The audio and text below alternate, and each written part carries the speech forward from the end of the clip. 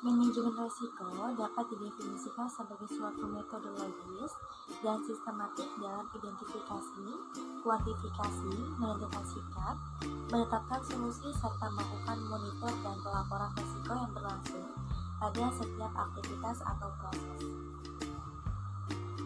Manajemen risiko juga diterapkan pada setiap aktivitas entitas bisnis seperti keuangan dan investasi, operasional dan pelayanan, rekrutmen dan penjagaan, serta aktivitas lainnya. Saat ini perusahaan memberikan perhatian yang lebih terhadap risiko usaha. Selain itu juga, perusahaan harus memenuhi persyaratan pelaporan usaha kepada pihak-pihak yang terkait.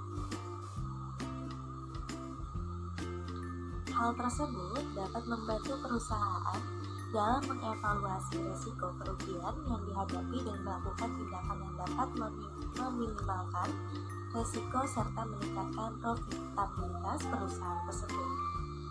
Berikut ini adalah elemen-elemen manajemen risiko. Yang pertama, komunikasi dan perundingan.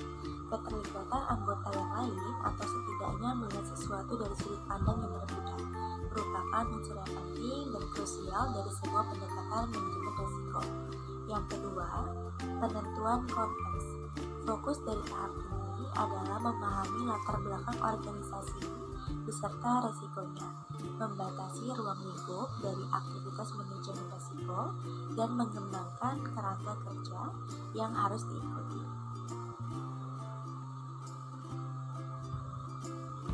Yang ketiga, identifikasi risiko. Tahap ini mengidentifikasi risiko-risiko untuk dikelola. Identifikasi yang luas dengan proses yang terstruktur dan sistematis sangat dibutuhkan karena risiko-risiko yang tidak teridentifikasi ini mungkin tidak akan teridentifikasi dalam analisa yang lebih jauh. Identifikasi haruslah mencakup risiko-risiko yang ada di dalam maupun di luar organisasi. Yang keempat, analisa risiko.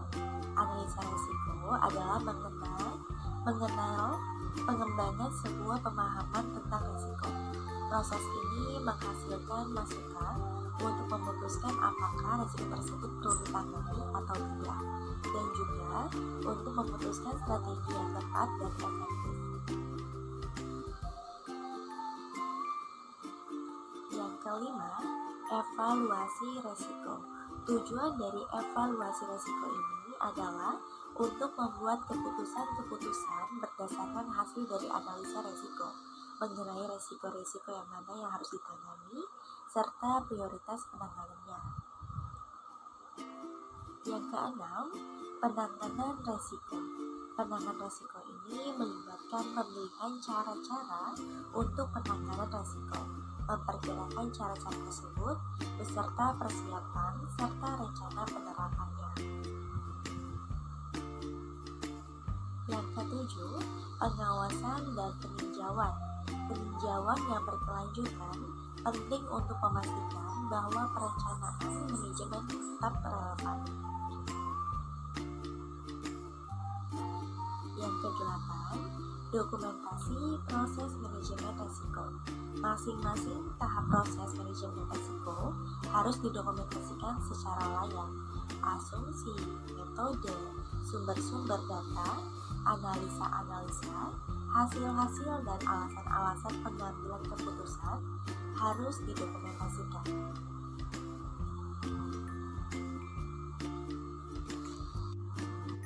Enterprise Risk Management merupakan framework bagi manajemen dalam menghadapi ketidakpastian dan risiko-risiko yang terkait serta peluang yang ada dengan efektif, sehingga meningkatkan kapasitasnya untuk membangun value.